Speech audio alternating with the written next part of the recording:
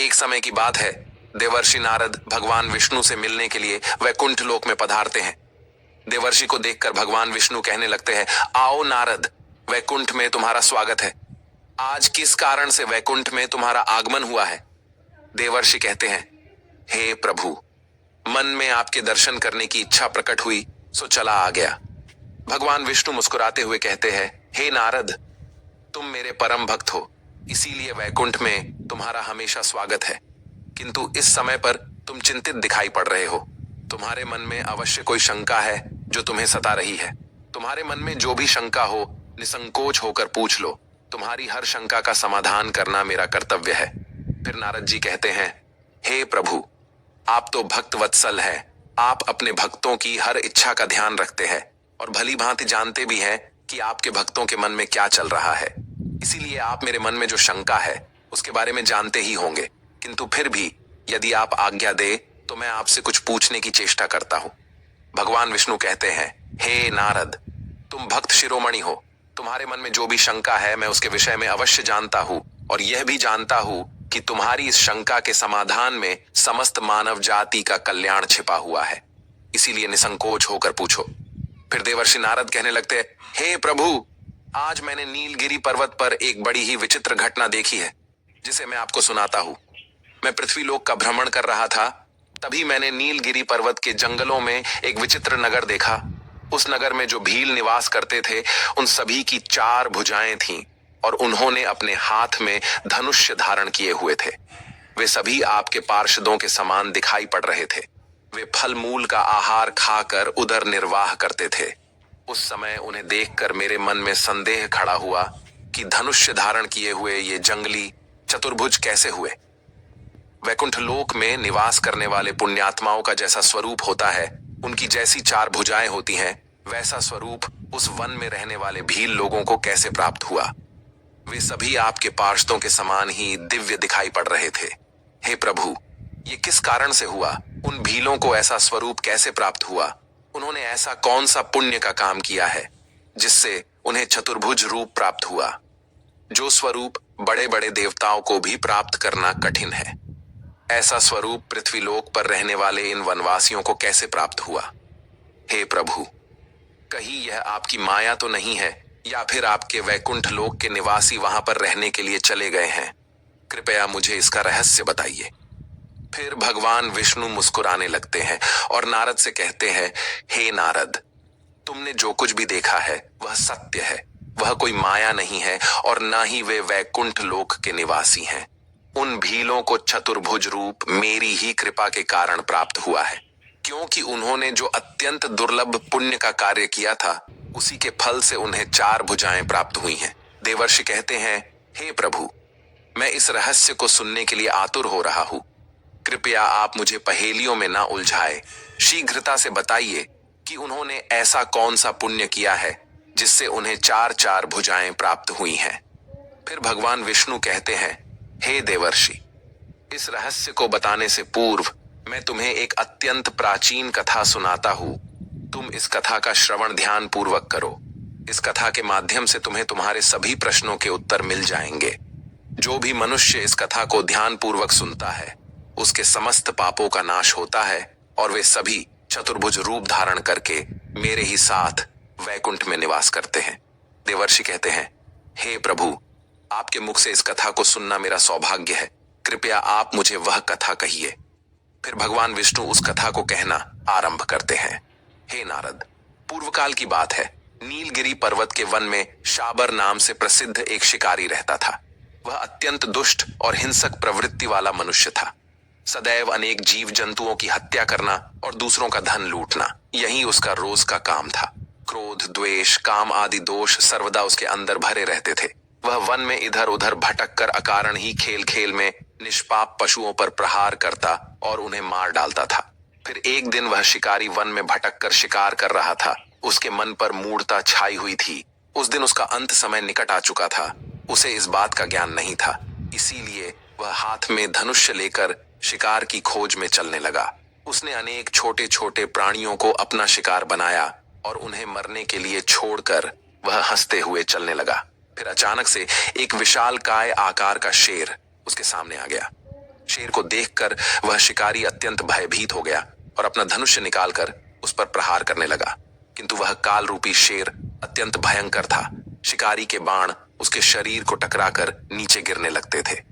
वह शेर उस शिकारी की ओर देखकर कहने लगा, हे दुष्ट, तूने मेरे वन में निवास करने वाले अनेक निष्पाप पशुओं के प्राण लिए हैं, इसीलिए अब तू भी अपने प्राण गंवाने के लिए तैयार हो जा। शेर की गर्जना सुनकर वह शिकारी भयभीत हो गया और शीघ्रता से उस शेर पर आक्रमण करने लगा। किंतु शेर ने एक ही पंजा मारकर उस शिकारी को जमीन पर गिरा दिया, जिससे उस शिकारी के प्राण पखेड़ू हो गए और वह उसी क्षण मृत्यु को प्राप्त हुआ। उस शिकारी की मृत्यु के बाद उस स्थान पर यमराज के दो दूत प्रकट हुए। उनके लंबे लंबे बाल, बड़े बड़े नाखून, लंबे लंबे दांत थे। वे हाथ में पाश लेकर वहां पर पहुंच गए। उन यमदूतों को देखते ही प्राणियों को मूर्छा आ जाती है। वे दोनों ही काले खलूटे, सिर पर सिंह धारण किए हुए और हाथ में लोहे के दंड लिए हुए थे। उस शिकारी के पास पहुंचकर वे यम के दूत इस प्रकार से कहने लगे, समस्त प्राणियों को भय पहुंचाने वाले और निष्पाप पशुओं को मारने वाले इस पापी को बांध लो। फिर उन यम के दूतों ने उस शिकारी को अपने पाश में बांध लिया और कहने लगे, अरे दुष्ट, पापी, तूने कभी मन से शुभ कर्म नहीं किए। अकारण ही तूने अनेक निष्पाप पशुओं को मारा है। जन्म से लेकर अब तक तूने कभी भगवान की सेवा नहीं की। समस्त पापों को दूर करने वाले भगवान विष्णु का कभी स्मरण भी नहीं किया। तूने कभी दान धर्म नहीं किया। इसीलिए धर्मराज की आज्ञा से हम तुझे नरक ले जाने के लिए आए हैं। धर्मराज तुझे भयंकर कुंभीपाक तथा रौरव नरक में डाल देंगे। यमराज के दूतों के ऐसे भयंकर वचन सुनकर वह शिकारी भयभीत हो गया और हाहाकार करने लगा। यमदूतों को उस पर जरा सी भी दया नहीं आई और वे उसे ले जाने लगे। भगवान विष्णु कहते हैं, तभी उस स्थान पर एक वैष्णव ब्राह्मण आ गया जो सदैव मेरी ही भक्ति करता था। जब उस वैष्णव ने देखा कि यम के दूत अपने पाश में बांधकर उस शिकारी को ले जा रहे हैं, तो उन्हें बड़ा विस्मय हुआ। वह महात्मा बड़े दयालु थे। उन्हें उस शिकारी की दयनीय अवस्था देखकर बड़ा दुख हुआ और उनका हृदय करुणा से भर गया। उन्होंने मन ही मन विचार किया, मेरे रहते हुए इस मनुष्य को कठोर यातनाएं भोगनी पड़ रही हैं, इसीलिए मैं अभी इस मनुष्य को इन यमदूतों से छुटकारा दिलाता हूं। ऐसा सोचकर वह ब्राह्मण हाथ में शालिग्राम लेकर उस शिकारी के शरीर के पास गए और शालिग्राम का पवित्र चरणामृत, जिसमें तुलसी दल मिला हुआ था, उस शिकारी के मुख में डाल दिया। फिर उस शिकारी के कानों में राम नाम का जाप किया। उन्होंने उसके मस्तक पर तुलसी दल रख दिया और उसकी छाती पर शालिग्राम रखकर इस प्रकार से कहने लगे, हे यातना देने वाले यमदूतों, यह से चले जाओ। शालिग्राम का स्पर्श होते ही उस शिकारी के समस्त पाप नष्ट हो गए और फिर अचानक से उस स्थान पर भगवान विष्णु के दो पार्षद प्रकट हुए। उनका स्वरूप बड़ा अद्भुत था। उनकी 4 भुजाएं थीं और वे पीतांबर धारण किए हुए थे। उन पार्षदों ने उस शिकारी को उन यमदूतों से मुक्त कर दिया और फिर वे उन यमदूतों से कहने लगे, हे दूतों, तुम किसकी आज्ञा से इस प्रकार का अधर्म कर रहे हो? ये मनुष्य भगवान विष्णु का भक्त है, फिर किस लिए तुम इसे पकड़कर ले जाने की चेष्टा कर रहे हो? फिर यमदूत कहने लगे, हे पार्षदों, आपको प्रणाम है। हम धर्मराज की आज्ञा से ही इसे ले जाने के लिए आए हैं। इस पापी ने कभी किसी प्राणी पर उपकार नहीं किया है। इसने जीव हिंसा की है। अनेक तीर्थ यात्रियों को इसने लूटा है। इसने अनेक सती स्त्रियों को विधवा बना दिया है। इसी प्रकार के अनेक पाप करने के कारण ही आज इसे हम यमलोक ले जा रहे हैं। किंतु आपने इसे बंधन से मुक्त कर दिया है, इसके पीछे क्या कारण है?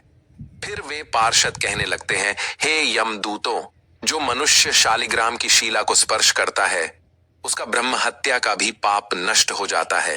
जिसके कानों में राम नाम पड़ता है, उसके पाप क्षण भर में भस्म हो जाते हैं। जिसके मस्तक पर तुलसी पत्र और जिसकी छाती पर शालिग्राम की शिला होती है, वह तत्काल मुक्त हो जाता है। इस मनुष्य के मस्तक पर पहले से ही तुलसी पत्र रखा हुआ है, इसकी छाती पर शालिग्राम की शिला है और अभी उसके कान में राम नाम सुनाया गया है। अतः इसके समस्त पाप इसी क्षण नष्ट हो चुके हैं और इसका शरीर पवित्र हो गया है। तुम लोगों को शालिग्राम की शिला की महिमा का ठीक ठीक से ज्ञान नहीं है, इसीलिए तुम इस मनुष्य को ले जा रहे हो। शालिग्राम का दर्शन, पूजन अथवा स्पर्श करने मात्र से ही तत्काल सारे पाप नष्ट हो जाते हैं। इतना कहकर वे पार्षद चुप हो गए। फिर उन यम के दूतों ने उस शिकारी के प्राण वहीं पर छोड़ दिए और वे यमलोक को लौट गए। वहां पर जाकर उन्होंने यमराज को यह वृतांत सुना दिया। इस वृतांत को सुनकर यमराज अत्यंत प्रसन्न हुए और उन्होंने भगवान विष्णु का स्मरण करते हुए उनका धन्यवाद किया। फिर भगवान विष्णु के पार्षद उस शिकारी को दिव्य विमान में बिठाकर स्वर्गलोक ले गए। फिर वह वैष्णव ब्राह्मण भी इस चमत्कार को देखकर भगवान विष्णु को प्रणाम करते हुए अपने आश्रम पर लौट गया और उस शालिग्राम की शीला को भी अपने साथ लेकर चला गया। इस सारी घटना को वहां पर खड़ा एक छोटा सा बालक देख रहा था। उसने यह सारा चमत्कार अपनी आंखों से देखा और उसके मन में उस चमत्कारिक पत्थर शालिग्राम को पाने की अभिलाषा हो गई। फिर वह भी उस ब्राह्मण के पीछे पीछे उसके आश्रम पर पहुंच गया। आश्रम में जाने के बाद उस ब्राह्मण ने शालिग्राम की शीला को तुलसी के पौधे में रख दिया और उसका पूजन किया तथा उसे प्रसाद चढ़ाया और फिर वहां से चले गए। फिर वह छोटा सा बालक उस स्थान पर आ गया। उसने देखा कि ब्राह्मण ने तुलसी के गमले में शालिग्राम का पत्थर रखा है, तो उसने खेल खेल में उस पत्थर को उठा लिया और वहां पर रखा हुआ प्रसाद भी ग्रहण कर लिया। उस प्रसाद को ग्रहण करते ही उस बालक का शरीर तेजवान बन गया। उसके 2 नए हाथ उग आए और वह 4 भुजाओं वाला बन गया। इससे वह बालक अचानक से भयभीत हो गया और उस पत्थर को वहीं पर छोड़कर अपने गांव में चला गया। जब गांव के लोगों ने उसकी 4 भुजाएं देखी तो वे भी आश्चर्यचकित हो गए। सभी उससे पूछने लगे, ये कैसा चमत्कार है हे बालक, तुम्हारी 4 भुजाएं कैसे हो गईं? हमें सच सच बताओ, ऐसा कैसे हुआ? फिर उस बालक ने उन भीलों को सारी हकीकत बता दी। फिर सभी भील उस बालक के साथ उस ब्राह्मण के आश्रम पर आ गए और उन्होंने विधि विधान से शालिग्राम की पूजा की, उस पर जल और प्रसाद चढ़ाया और फिर बैठकर उन सभी ने उस प्रसाद को ग्रहण कर लिया, जिससे उन सभी भीलों के 4-4 हाथ हो गए। सभी भील अचानक से चतुर्भुज हो गए।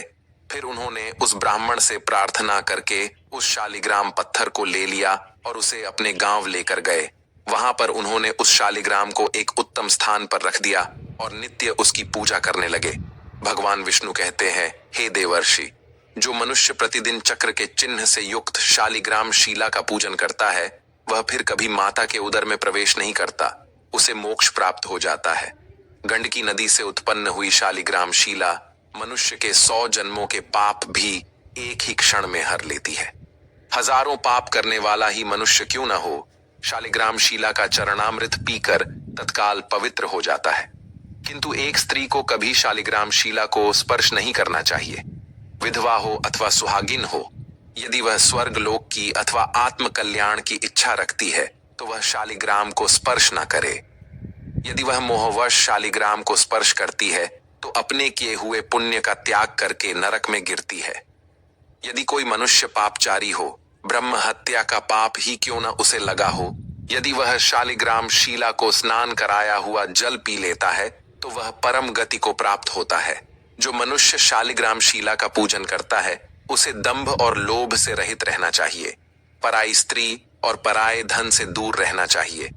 समस्त तीर्थों में स्नान करने से तथा सब प्रकार के यज्ञों के द्वारा भगवान का पूजन करने से जो अद्भुत पुण्य प्राप्त होता है वह शालिग्राम शीला पर चढ़ाए हुए एक बूंद जल से ही प्राप्त होता है। तुलसी के पौधे में शालिग्राम भी अवश्य रखना चाहिए। तुलसी के गमले में शालिग्राम रखने से तुलसी का और भी अधिक शुभ प्रभाव प्राप्त होता है। शालिग्राम भगवान विष्णु का निराकार रूप माना जाता है। अगर इसे तुलसी के गमले में रखेंगे तो घर से संपूर्ण नकारात्मक ऊर्जा नष्ट हो जाएगी। शालिग्राम में अल्प मात्रा में सुवर्ण भी होता है। ये पत्थर उत्तर की गंडकी नदी में पाए जाते हैं। इसीलिए अगर शालिग्राम तुलसी के पौधे में रखते हैं तो लक्ष्मी की कृपा प्राप्त होगी। घर में कभी धन धान्य की कमी नहीं रहेगी। जिस घर में शालिग्राम होता है वह घर तीर्थों के समान श्रेष्ठ होता है। नित्य शालिग्राम के दर्शन और पूजन से सभी प्रकार के भौतिक सुखों की प्राप्ति होती है। यह स्वयंभू होने के कारण इसकी प्राण प्रतिष्ठा करने की आवश्यकता नहीं होती। इसे अगर तुलसी के पास रखकर इसकी पूजा रोज की जाती है तो व्यक्ति को धन संबंधी कोई समस्या नहीं आती है। मृत्यु के समय शालिग्राम के चरण अमृत का जल सभी पापों से मुक्ति दिलाता है। वह मृत्यु के पश्चात वैकुंठ चला जाता है। यह चरण अमृत औषधि के समान है। जो इसका सेवन करता है उसे मोक्ष मिल जाता है। घर में केवल एक ही शालिग्राम की पूजा करनी चाहिए। भगवान विष्णु की मूर्ति से कई ज्यादा उत्तम होता है शालिग्राम की पूजा करना। शालिग्राम को चंदन लगाकर उस पर एक तुलसी का पत्ता रखना चाहिए। प्रतिदिन शालिग्राम को पंचामृत से स्नान कराना चाहिए। ऐसा करने से सभी जन्मों के पाप नष्ट होते हैं।